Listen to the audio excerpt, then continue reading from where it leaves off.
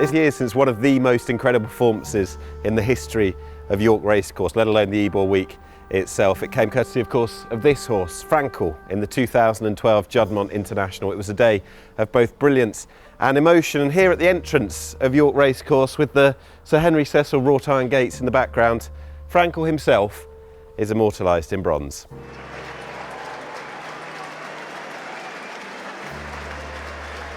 And an identical statue stands just here in the beautiful gardens at Banstead Manor Stud, just outside Newmarket.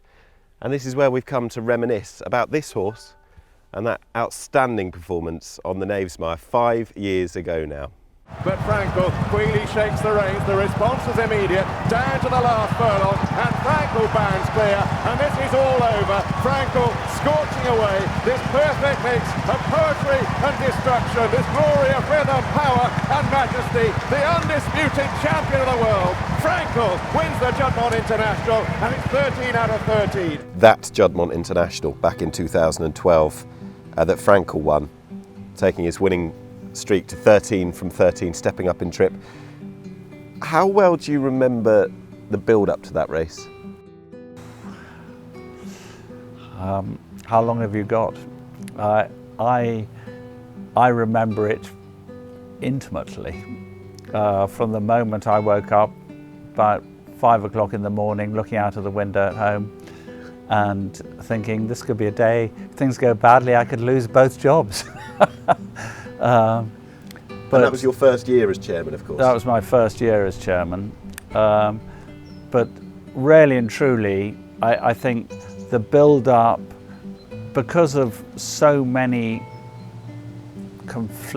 not conflicting, but adjoining emotions in terms of bringing the great horse to York, Henry Cecil's health, the fact that he was stepping up to 1.25 miles for the first time, the weight of expectation was just huge, enormous that day. The crowd were just buzzing. It was like I've been lucky enough to go to some extraordinary sporting events, but this took your breath away in every way. Lots of great horses have won the Juddmonte, or it was the Benson and Hedges a long time ago. But I don't think anyone who was there the day Frankel won the Juddmonte will ever forget it. As a sort of, I mean, we'd seen Frankel, every trainer in Newmarket had seen Henry train Frankel, who was a very boisterous, very strong adult 2-year-old, and Henry harnessed him brilliantly. And all of us were seeing this horse, and he did the same thing most days as a routine up Warren Hill. And we saw Henry as well, who was a picture of health and then started to deteriorate, and then after his chemo he looked much better and seemed much more positive.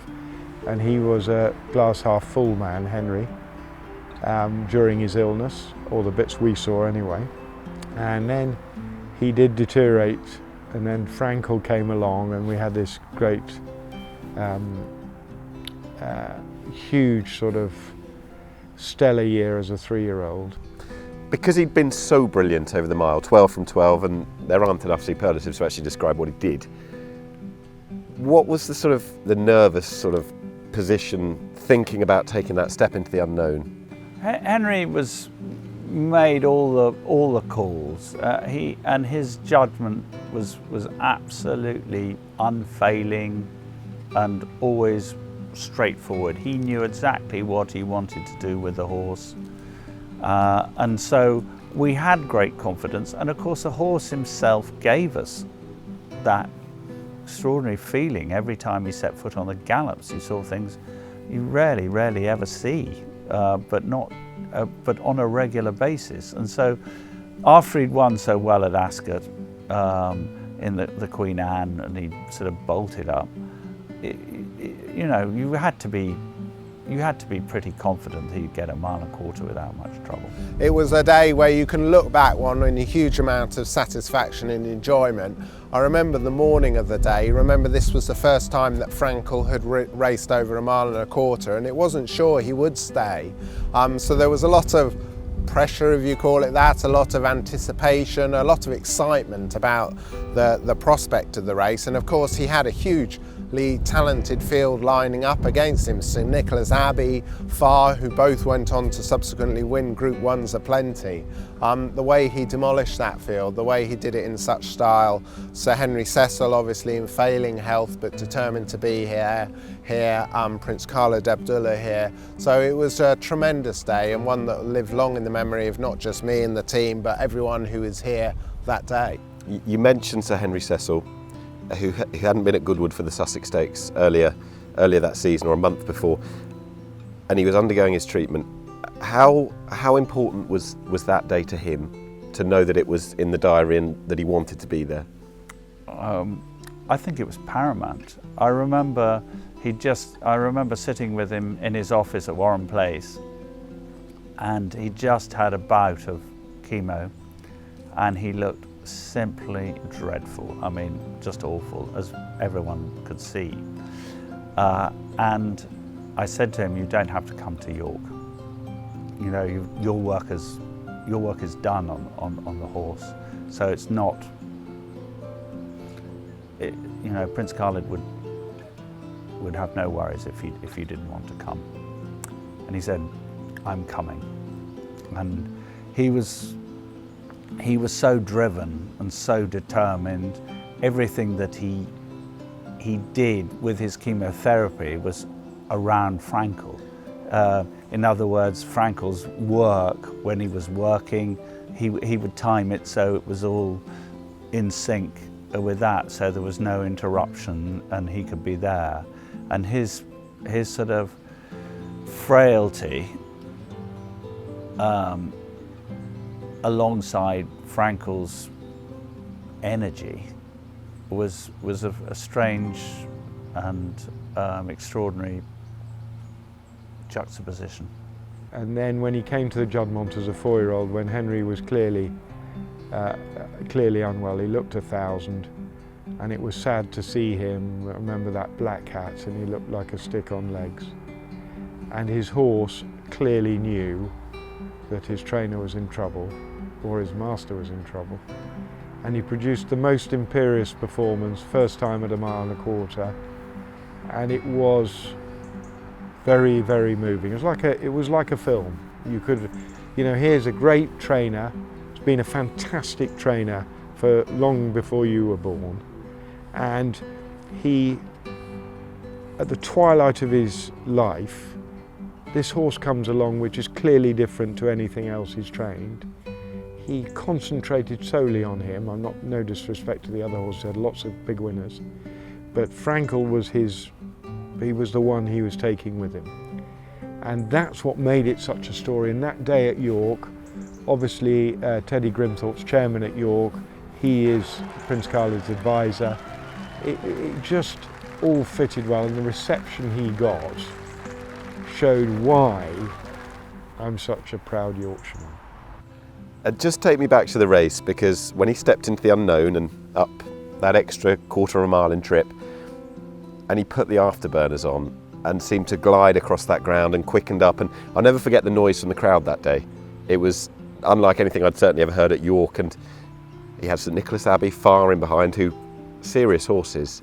But the way that he disposed of that field, was that the best you ever saw him? Notwithstanding the fact that the Queen Anne was an 11 length win, this was 7. Was that the most impressive performance of the career, or the Guineas? Yeah, I mean, you can go through all 14 in ways, but I think the sort of important thing on that day, I remember as we were leaving the paddock, John Magner came up to me and said, "Our boys, we're going to have 2 men in front. They're going to be setting a good pace, good sensible pace. There'll be no funny business." And it was sort of it was a sort of a decent thing to say, and that indeed is what happened. His two horses set up the pace for St Nicholas Abbey, and I was always, when you saw Frankel travelling, you never really had that much worry, because Tom sat on him and with a nice good rein on him, and his sort of good easy stride. And I think when they sort of turned round and into the straight, and he was still travelling well, and they veered over to almost the stand side. My only worry was that he might just get shut in as they came across it, But his movement was so pure and smooth that for one moment it was almost like it was in slow motion, or the others were in slow motion, and Frankel was just sort of easing through the gears. And I think it was at that stage that the crowd really got it, and it's what they'd come to see, of course. And the horse then did it in his fantastic style. I think it was the emotion of it that was really so intense, because of the crowd and Henry. You yourself, I think, were on record at the time saying that Henry had such a great affinity with the York racecourse goers as they did with him. It was sort of reciprocated emotion. I think there's no doubt about that. I think there was I think the joy of having a horse like Frankel and having him been trained by Henry was that it increased the love of both. I think, and I always said one wouldn't have been the same without the other. It was a very important day, though. While we all celebrated what he did on the track, you and the team here had to put up with and withstand and incorporate 50% higher crowd than that day the year before. I mean, that horse was box office. Yeah, hugely box office, and the catering team tell the story that usually when the racing going on, people are still in the bars and still around the racecourse. There was no one in the bars for that race. Everyone was getting a vantage point to see the race itself. You know, and as you say, the paddock was packed, not necessarily with the connections of the winner, but I think every Yorkshire trainer was here to see Frankel, and you know, it was a tremendous story. The story lives on, of course, in his progeny, and we've been delighted to see his sons and daughters come back to the Knavesmire since, and of course immortalised in Frankel's statue at the main entrance to the racecourse. He was so headstrong and wanted to get on with things, but did he save it for the racecourse and was calm enough beforehand? I think that was. I think it was a combination of several sort of important factors. Shane Featherstone-Hoare, who rode him most of the time, obviously Tom Queally, and most importantly Henry. They taught him to settle at home. It was a long and gradual process. To have those sort of memories, and it's strange because it feels like absolutely yesterday.